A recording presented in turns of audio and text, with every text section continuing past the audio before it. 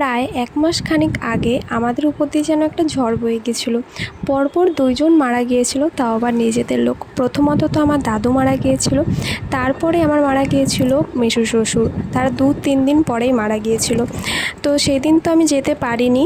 তারপরে তাই যেদিনকে অনুষ্ঠান ছিল সকলের আসা খাওয়া দাওয়া ছিল, তো সেদিনকে গিয়েছিলাম। আর আমি ঘাট কাজের দিনও গিয়েছিলাম, তবে চলে এসেছিলাম।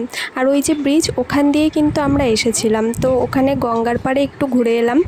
তো তারপরে গিয়েছিলাম আমার মামি শাশুড়ির বাপের বাড়ি, যেহেতু আশেপাশেই অনেক আত্মীয় স্বজনের বাড়ি আছে, তাই ওদের সাথে দেখা করতে গিয়েছিলাম।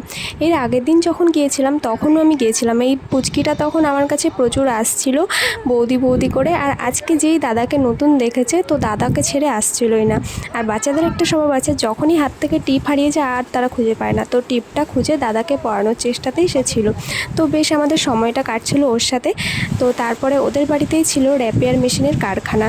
তো আমাদের দিকে তো খুব একটা দেখা যায় না, তাই গিয়েছিলাম, দেখছিলাম যে কী কী শাড়ি তৈরি হচ্ছিল। বেশ ২-৩ রকমের শাড়ি তৈরি হচ্ছিল, বেশ সুন্দরও লাগছিল।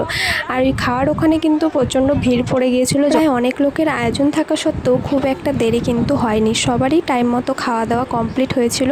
আর সেই শ্রাদ্ধ বাড়িতে গিয়ে কিন্তু আমি আমার পাড়ারই লোকজনদের বেশি দেখতে পেয়েছি, কারণ যেই ননদের বাবা মারা গেছে, সেই ননদের শ্বশুরবাড়ি আবার আমাদের বাড়ির ওখানেই বাড়ি। তো আমরা খাওয়া দাওয়াটা কমপ্লিট করে নিলাম, কারণ এরপর আমাদের আবার বাড়ি ফিরতে হবে।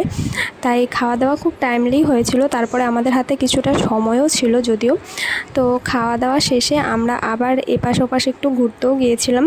তো সেটাও তোমাদের আমি দেখাবো ভিডিওর মাধ্যমে। লাস্টে চাটনি, পাঁপড়, মিষ্টি তো ছিল। আমি খুব একটা এগুলো নিই না, স্কিপই করি, কিন্তু সেই দিন খেয়েছিলাম, তো ভালোই লেগেছিলো খেতে। মাঝে মাঝে মিষ্টি খাওয়াও ভালো মনে হলো।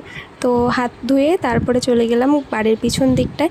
ওই দিকটা ছিল রেল লাইন, যদিও আমি রেল লাইনের ওদিকটা যাইনি, তবে রাস্তা অবধি গিয়েছিলাম।